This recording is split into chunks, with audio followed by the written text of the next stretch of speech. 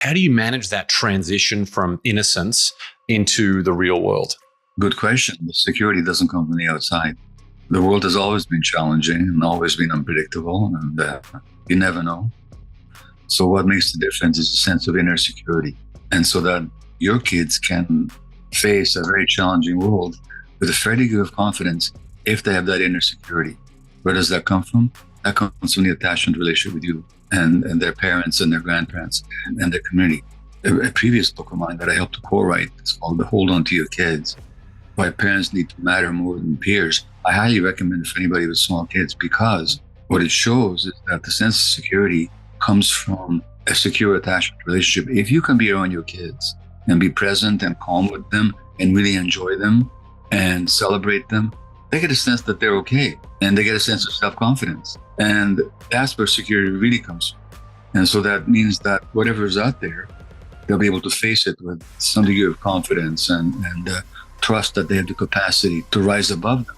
You can't protect them from the vagaries of the world, but you can certainly give them that inner armor, that inner sense of belonging and self-reliance. And you don't do that by example and by teaching, by the way. You do it by relationship, to a secure relationship. If we know that helping children get enthusiastic about doing hard things is a good thing, where does doing hard things reach into, you talk about like low levels of trauma in your book, obviously right through into very difficult levels of trauma, but where does doing hard things step over the line into something that can be traumatic for kids? Well, first of all, life is hard. I mean, living is a hard thing, Life brings sorrow, it brings pain, it brings loss, it brings grief. You don't have to impose hard things on kids. It's hard to tie your shoelaces when you're 2 years old.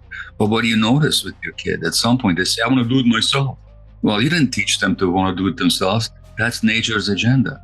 Nature's agenda is for each creature to gain mastery in relationship to their environment.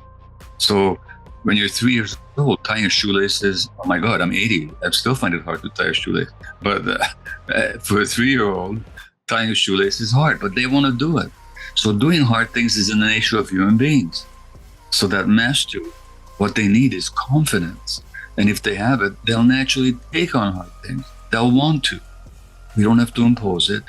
Is that at the end of development, there should be a creature who is confident in themselves and ready to take on life's challenges.